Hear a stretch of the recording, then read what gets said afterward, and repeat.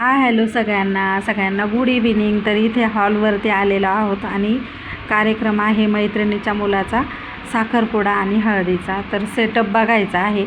तर हा सेटअप जो आहे तो आमचाच आहे, म्हणजे डेकोरेशन जे आहे. तर आता हे आहे हळदीचं डेकोरेशन. तुम्हाला कसं वाटतं आहे नक्की मला कमेंट करून सांगा. मला जेवढं शूट करता येईल तेवढं मी शूट केलेलं आहे. मागच्या 2 वर्षापूर्वी यांच्या म्हणजे 1.5 वर्ष झालं असेल, तर यांच्या मुलाचं म्हणजे मोठ्या मुलाचंही लग्न आपण शूट करून टाकलेलं आहे. आणि आत्ता बघा ह्याचं पण लग्न आहे, लगेचच 1.5-2 वर्षातच ह्याचं पण जमलेलं आहे. तर एंगेजमेंट झालेली आहे बघा नवरा नवरीची. तर नवरी अगदी मस्त आणि सिंपल सोबर आहे, मलाही खूप आवडली. तुम्हाला कशी वाटते नवरी नक्की कमेंट करून सांगा. आणि आमचे रिलेशन जे आहेत ना मैत्रिणींचे, खूप छान रिलेशन आहे आमच्या दोघींचं. कोणी काहीही सांगितलं ना तरी आमच्या नात्यावरती अजिबात परिणाम होत नाही. गॉसिप होत असतं पण कधीच आम्ही ते नातं तुटून दिलेलं नाही. नवरी जी आहे ती आपण इकडे उचलून आणलेली आहे. पारोळ्याची नवरी आहे, तिकडे अमळनेरच्या साईडला आहे पारोळा. तर आपण काही कधी गेलेलो नाही एवढ्या लांब. तर रमा इंदूला आम्ही इथे बसवलेलं होतं. तर इंदू खूप रडकी आहे आपली, पण रमा मस्त बसलेली होती.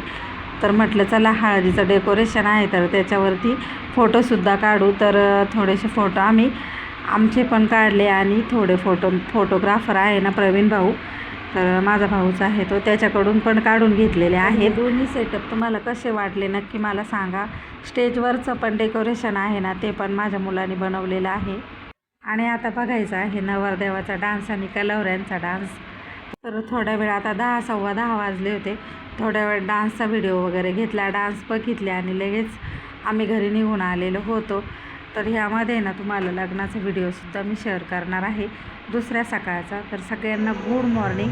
आणि इथून बघा गेट आहे, इथूनच एंट्री झालेली आहे. आणि ही डेकोरेशन आपलंच आहे. गेटवरती ह्या पद्धतीने केलेलं होतं.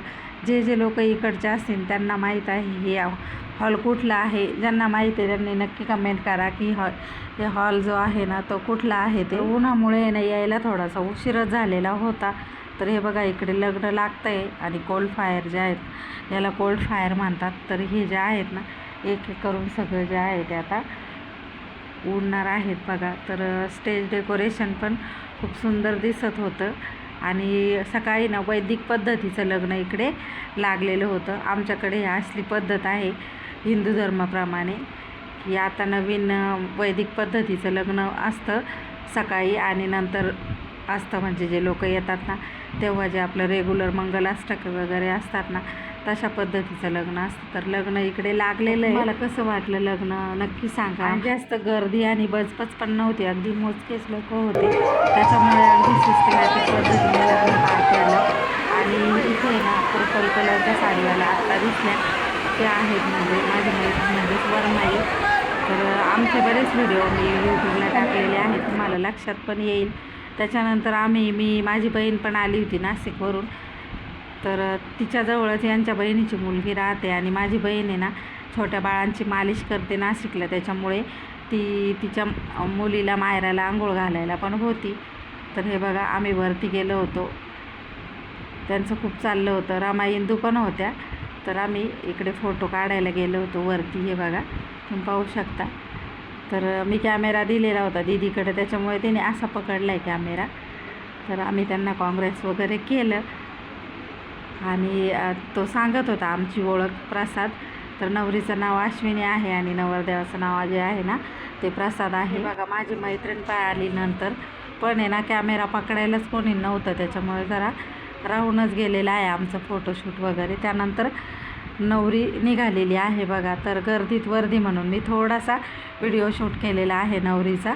आणि आता नवरी चालली, चला आपणही घरी जाऊ. आणि प्रसादही चाललेला आहे बघा त्यांच्या घरी. मी त्यांच्या घरी पण गेले होते.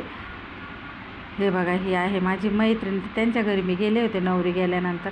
तर आजचा व्हिडिओ इथेच एंड करते. भेटणार आहोत पुढच्या व्हिडिओ.